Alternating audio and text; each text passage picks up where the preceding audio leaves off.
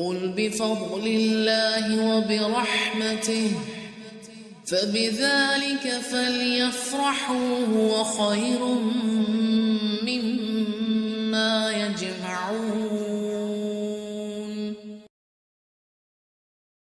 الیوم نختم علی افواہہم وتکلمنا ایدیہم، ہم آج کے دن ان کے منہ پر مہریں لگا دیں گے اور ان کے ہاتھ ہم سے باتیں کریں گے اور ان کے پاؤں گواہیاں دیں گے ان کاموں کی جو وہ کرتے تھے، یعنی جن قدموں پہ جا کر ایسی جگہوں میں گناہ کے کام کیے، وہ ہاتھ جو چومے گئے، جس سے چٹ چیٹ کی گئی، جس سے غلط کام کیے گئے.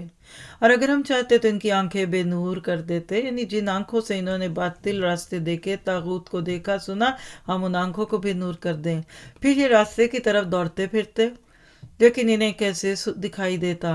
اور اگر ہم چاہتے تو ان کی جگہ پر ہی ان کی صورتیں مسخ کر دیتے، پھر نہ تو وہ چل پھر سکتے اور نہ لوٹ سکتے تھے. کیا برا انجام ہوگا. اب دیکھیے، آپ کا اپنا بچہ مہمان کے سامنے کوئی ایسی بات کہہ دے جو آپ نے نہیں کہنی تھی، شوہر بیوی کی کوئی بات مہمانوں کے سامنے آ گئی آپ کے بچے کی زبان سے، ذرا دیکھیے مہمانوں کے جانے کے بعد اس بچے کا کیا حل ہوگا. تو آج سوچئے اس دن اپنے ہاتھ پاؤں کتنے برے لگیں گے. سپائز ہیں، یہ جاسوس ہیں ہمارے، ہم ان کو کھلا رہے ہیں پلا رہے ہیں، لیکن یہ کرائے کے ہیں، یہ ہیں کسی اور کے. کل قیامت کے دن اس کا ساتھ دیں گے. حدیث بہت خوبصورت ہے لیکن فائدے کی خاطر شیئر کرتی ہوں آپ سے. صحیح مسلم کی روایت ہے حضرت انس رضی اللہ عنہ سے، کہتے ہیں کہ ہم اللہ کے نبی کے پاس بیٹھے ہوئے تھے تو آپ ایک دم ہنس دیے. پھر آپ نے فرمایا کیا تم جانتے ہو کہ میں کس وجہ سے ہنس رہا ہوں؟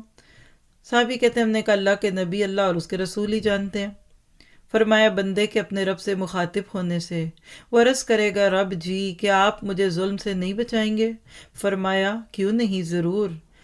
وہ عرض کرے گا میں اپنے خلاف صرف اپنے نفس کی گواہی قبول کروں گا. فرمایا اللہ تعالیٰ فرمائے گا آج تیرا نفس ہی تیرے خلاف گواہی دینے کے لیے کافی ہے، اور لکھنے والے معزز فرشتے بھی گواہی کے لیے کافی ہیں. فرمایا اس کے منہ پر مہر لگا دی جائے گی اور اس کے اعضاء سے کہا جائے گا کلام کرو. پھر فرمایا وہ اس کے اعمال کے متعلق بولیں گے، پھر اس بندے کے اور اس کی زبان کے درمیان سے پابندی اٹھا لی جائے گی.